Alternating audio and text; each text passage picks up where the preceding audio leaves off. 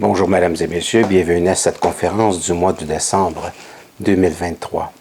La structure de l'infini. Évidemment, avec un tel titre, ça comporte beaucoup de choses, beaucoup de mots, beaucoup d'explications. Ça prend une grande perspective pour saisir la réalité, pour la comprendre. Et quand je parle de réalité visible et je parle de réalité invisible, qui sont beaucoup plus difficiles à saisir dans l'entendement de l'esprit cartésien et de l'analyse conventionnelle que nous avons, qui est quelque chose de différent.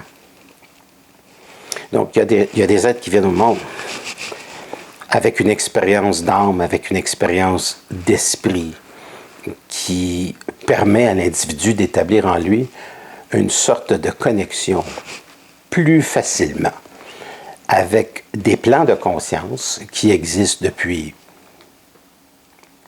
avant l'aube de l'humanité. Donc, parce qu'il y avait de l'intelligence sur d'autres planètes. Il ne faut pas oublier que la Terre, c'est relativement, je dirais pas récent, mais presque récent dans l'âge de l'univers. Et encore là, il faut s'entendre sur la question de l'âge de l'univers, parce qu'il y a de moins certain qu'il y a eu un début, un milieu et une fin. Comme vous le savez, j'avais déjà prédit dans mes dernières conférences, celle qui date d'environ 3 ans, que le télescope James Webb allait probablement apporter à l'être humain beaucoup plus de questions que de réponses. Et que ça allait tout remettre en question, et d'ailleurs ce fut le cas. C'est en train de tout remettre en question concernant la création de l'univers. Donc nous quittons un schéma créationniste du monde. Et nous entrons dans la tentative d'explication d'un univers éternel qui n'a pas de début, qui n'a pas de milieu et qui n'a pas de fin. Bref, qui a toujours existé, qui a toujours été. Et nous apparaissons dans ce monde. Et présentement, évidemment que nous ne pouvons pas ignorer ce qui se passe. Cela peut être extrêmement difficile à concevoir, mais les périodes qui construisent nos époques n'ont jamais été fondamentalement faciles, n'ont jamais été fondamentalement simples. Les époques que l'homme a vécues à venir jusqu'à maintenant ont toujours été des épreuves. Et si on vous parlait même des années 50 ou des années 40, bien, la dernière guerre mondiale fut une très grande épreuve pour l'humanité. Et même dans les années 60, que l'on chérit tant, il y a quand même eu la guerre de Corée, il y a quand même eu ensuite dans les années 60 la guerre du Vietnam. Donc 50, 60 puis 70. Donc il n'y a pas vraiment d'époque où qu'une tranquillité qui permet à l'être humain d'entrer totalement dans sa conscience avec facilité. C'est une chose qui n'existe pas. Et aujourd'hui, l'homme subit une très grande agression. Et cette agression, elle est extrêmement puissante chez l'être humain. Plus l'être humain se développe, plus il se conscientise, plus l'expérience de sa vie devient puissante et le pousse à passer à un autre niveau de sa conscience. Il est normal, dans un premier mouvement de la conscience, que l'être humain ait tendance à nier ce qui se passe et qu'il ne veut rien savoir. C'est un mécanisme de défense rudimentaire chez l'être humain. Mais il se rendra compte, petit à petit, que ce n'est pas la seule époque qui fut bouleversante et que cela n'est qu'une époque parmi tant d'autres. Et il aura cette capacité, cette sagesse, cette force et cette intelligence de pouvoir la surmonter. Ce qui n'est pas la vérité, ce qui n'est pas intelligent, ne peut pas dominer l'être humain. C'est une loi. Ce qui représente des forces anti-liberté, ce qui représente des forces anti-homme, ce qui représente des forces de destruction, ne peut pas dominer l'homme. Ça peut être exposé à l'homme pendant un certain temps, mais c'est quelque chose qui ne peut pas durer longtemps. Parce parce que ça ne fait pas partie de la loi de ce qu'on appelle l'intelligence. Cette intelligence, elle est universelle et elle passe par l'homme pour l'amener à de grandes connaissances qui l'amènent à un savoir sur lui-même et un savoir sur les plans de l'invisible et un savoir sur son absolu qui lui permet de se connecter à une intelligence qui est universelle, une intelligence qui est parfaite, une intelligence qui lui permet de posséder la certitude dans son mental, dans son être, qui lui permet de savoir les choses, non seulement de les connaître, mais d'en posséder la certitude et d'acquérir une sagesse qui lui permet d'orienter la vie dans un sens qui est celui de la facilité, mais pas de la facilité au sens péjoratif, au sens qu'une sagesse amène chez l'homme une capacité d'amener sa vie vers quelque chose qui est simple. L'intelligence, c'est quelque chose de simple. Le manque d'intelligence, c'est quelque chose qui est toujours très compliqué pour l'homme. Mais la sagesse, c'est quelque chose de simple. C'est ce qui permet, devant les éventualités de la vie, d'affronter les problèmes et d'amener une solution qui est simple, une solution qui est valable, une solution qui est intéressante. Donc, l'homme va traverser cette période comme les différentes épreuves qu'il a traversées. Plus nous évoluons dans notre société, c'est une société électronique, une société d'Internet, c'est une société où il y a une très grande manipulation dans les forces, où certains dirigeants de la haute finance veulent prendre le contrôle. Et l'être humain est très puissant. Nous ne sommes pas une banque, nous ne sommes pas une structure qui appartient à quelqu'un d'autre. L'homme, il est libre. C'est-à-dire que dans sa créativité, il a le pouvoir d'amener d'autres systèmes qui vont lui permettre très bien de survivre, d'autres moyens d'échange qui vont lui permettre de très bien survivre, d'autres outils qui vont très bien lui permettre d'arriver à des niveaux de conscientisation qui vont lui permettre de modifier la structure de son système, de modifier la structure de son intelligence, de la pensée. Et en pensant différemment, il va entrer en contact avec différents plans. Ces plans-là vont lui permettre de placer une structure qui est simple, qui n'est pas compliquée. Donc ça, c'est le point de départ, c'est que la vie, elle est simple. La vie n'est pas quelque chose de compliqué. Elle est compliquée parce que nous ne vivons pas dans un monde de conscience. Elle est compliquée parce que nous ne vivons pas dans un monde d'intelligence qui est total. Il y a des gens qui ont suffisamment d'intelligence, d'autres qui ont une mécanique du mental. Ils ont une mécanicité dans le mental. Et ce n'est pas de l'intelligence, mais ça leur permet très bien de fonctionner dans le monde. Et ces gens-là peuvent apporter des choses qui sont très, très, très, très, très intéressantes. La mécanique du mental, c'est la mécanique de ce que l'on apprend à la petite école. Et la vie s'est passée de la petite école à l'université. C'est la vraie université où on apprend des vraies choses, des choses qui nous permettent de comprendre le principe de ce qu'on appelle le plan visible et qui nous permet de comprendre le plan de l'invisible. C'est sûr que pour des gens qui expérimentent la compréhension de leurs rêves, qui peuvent aller dans des états altérés, c'est-à-dire de changer carrément de plan pour aller voir les informations, pour connaître des informations, pour expérimenter des informations, ça leur permet de vérifier certaines choses, de savoir certaines choses, d'apporter à la conscience certaines choses.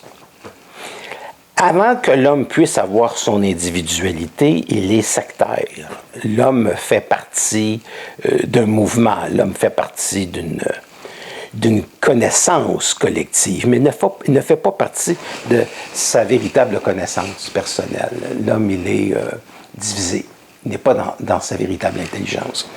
Et étant divisé, il a besoin de se regrouper à travers une religion, à travers des gens qui vont penser pareil, à travers des gens qui vont avoir la même conception que lui-même, à travers des gens qui ne le dérangeront pas, pour être accepté dans la société. Mais l'être qui est très intelligent ne cherche pas à être accepté dans la société. Il ne détruit pas sa société non plus, mais il ne cherche pas à être compris des autres parce qu'il sait qu'il perd son temps.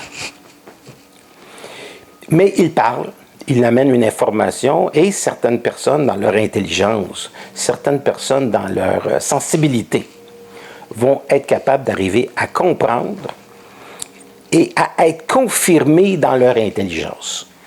La fonction d'un initié, c'est confirmer l'autre dans son intelligence. Autrement dit, de confirmer qu'il est amené à un autre niveau, qu'il est amené à un niveau de perfection de son savoir et de son intelligence. Donc, ça fait partie de la conscience de l'être humain qui se heurte parce qu'on vit dans un monde collectif sectaire. J'insiste, c'est sectaire. Les gens se regroupent en sectes, les gens se regroupent dans des modes de pensée et ils fuient énormément leur rejet.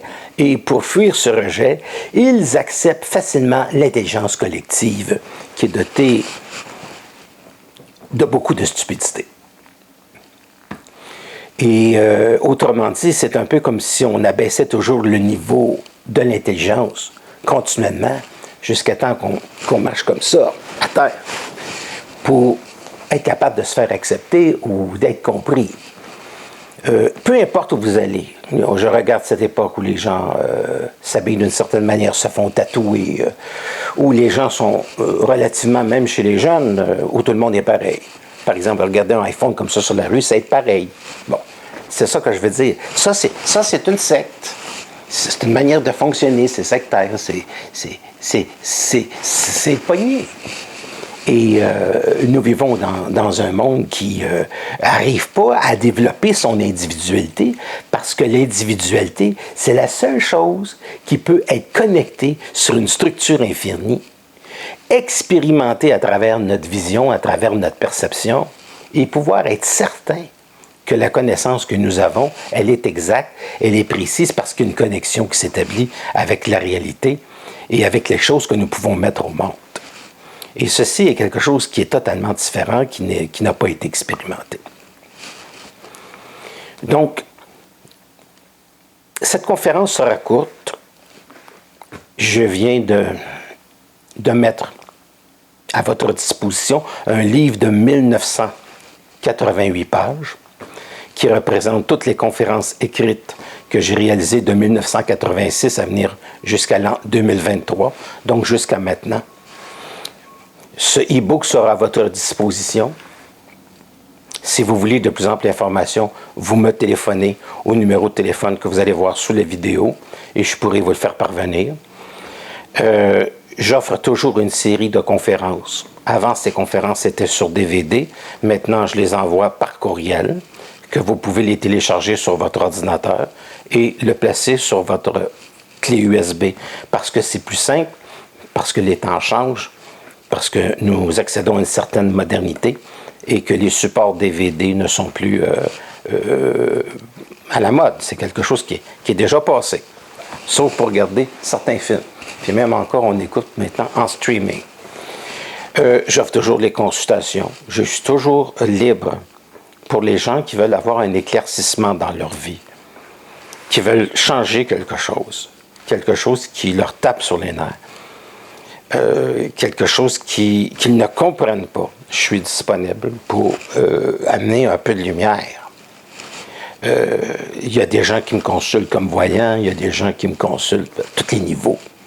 Le domaine financier, et j'ai pratiquement toutes les classes sociales à travers le monde, que ce soit des gens qui soient en France, en Suisse, en Afrique, au Maghreb.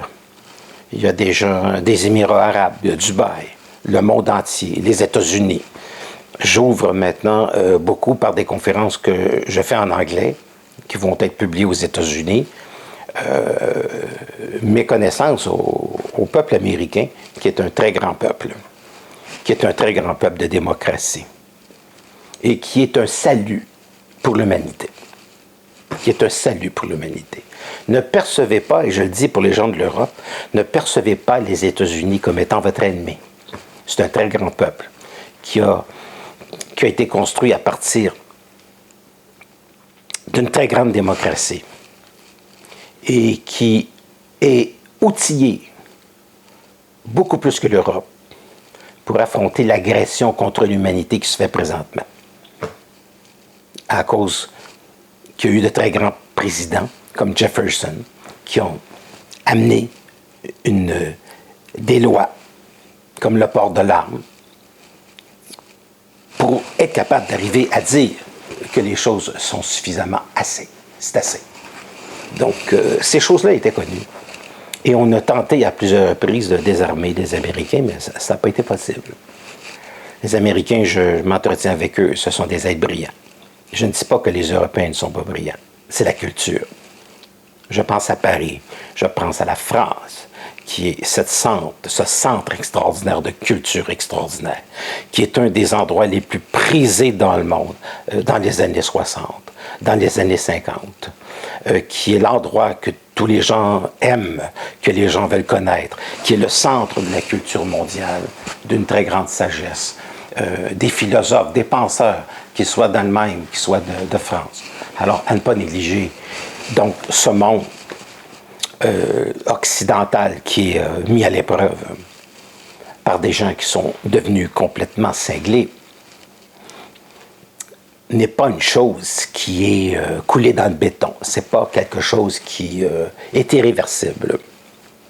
Mais c'est quelque chose qui oblige l'être humain à devenir extrêmement conscient, vigilant, puis d'accéder vraiment à son intelligence personnelle. Les gens ont peur d'accéder à cette intelligence.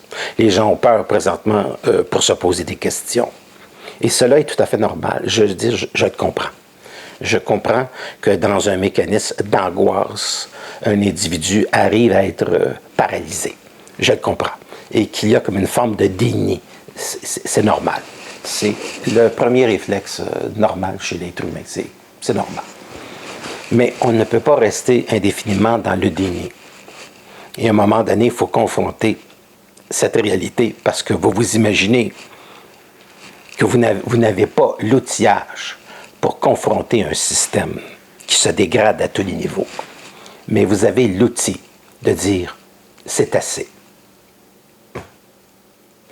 Vous devez être capable d'amener vos enfants, pour ceux qui en ont, à l'intelligence, à leur montrer les valeurs d'être libre, d'être conscient, de les approuver dans leur intelligence et de leur montrer qu'ils sont vraiment des êtres exceptionnels et fantastiques. Et vous devez découvrir que vous êtes aussi des êtres extraordinaires et fantastiques, que vous avez un potentiel énorme et que vous n'êtes dépassé que par les événements que dans la mesure où vous croyez que vous êtes dépassé par les événements, mais en réalité, on ne peut pas dépasser une intelligence qui est belle, une intelligence qui est grande. Et reconnaître ses propres outils, sa propre intelligence qui nous permet de régler les problèmes. L'homme a réglé plusieurs problèmes à travers l'humanité. Quand je dis l'homme et la femme. Donc l'être humain a réglé plusieurs problèmes à l'humanité. Il est capable d'en régler encore. C'est pas la première fois. C'est juste que ça se poursuit beaucoup parce que, comme disait Arthur Schopenhauer, le grand philosophe allemand, il disait « La vie est un carnaval du sempiternel pareil. » Il faut dire que Schopenhauer était un très grand génie. Il avait des phrases assassines, absolument admirables. Et j'ai eu l'occasion de rencontrer des philosophes, j'ai eu l'occasion de rencontrer des gens qui sont venus me voir et qui sont devenus de très grands philosophes. Mais je sais que la connaissance, en ce qui concerne le Québec et l'être humain moderne, n'est peut-être pas toujours la chose favorite de l'être humain. La connaissance littéraire.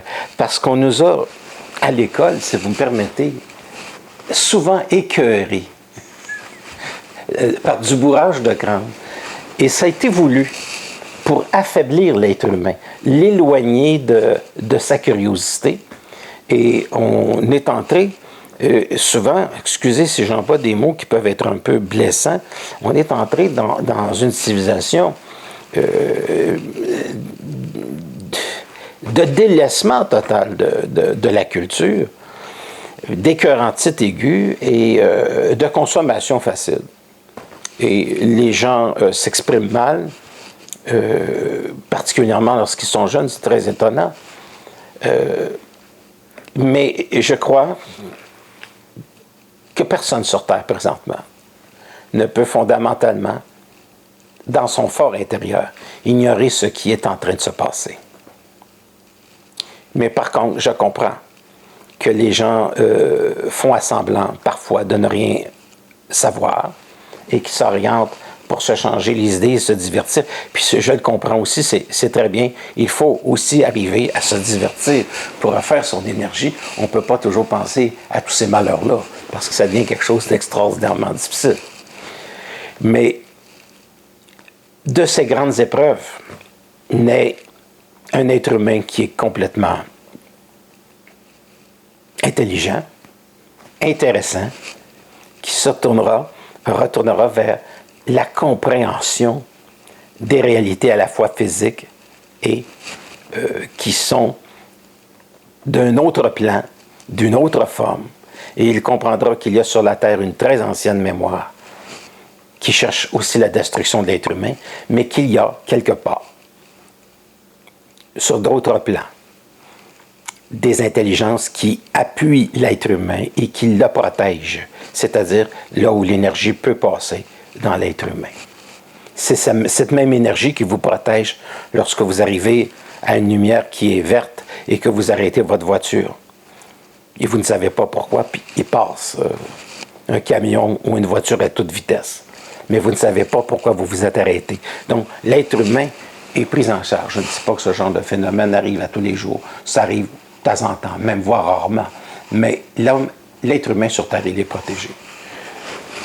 Mais on doit faire le pas de cette intelligence. On doit affirmer cette intelligence. Et l'être humain d'aujourd'hui devra s'affirmer dans sa liberté, dans toute son intelligence et sa splendeur. Si vous avez aimé cette conférence sur YouTube, vous pouvez liker, vous pouvez l'appuyer. Si vous aimez mon œuvre, il y a un e-book, donc un livre virtuel. Il y a mes conférences de 1986 à 1996 que je peux vous faire parvenir. Ça me fait plaisir de parler avec des gens intelligents. Je suis libre pour les consultations. Ma vie est une œuvre et je crois que plusieurs personnes, d'après vos lettres, vos courriels, je crois que plusieurs personnes en ont bénéficié et que ça a été et que c'est toujours une expérience intéressante, voire même, pour certains, fantastique. Et c'est quelque chose qui me gratifie beaucoup. Je vous remercie d'être là. Je vous remercie de voir les choses, de tenter de voir les choses d'une manière qui est différente. Et je peux vous assurer que nous allons passer à travers et que nous allons devenir, cette fois-ci, beaucoup plus vigilants et certainement beaucoup plus raffinés dans notre intelligence. C'est Normand Pinard qui vous dit au revoir et à très bientôt.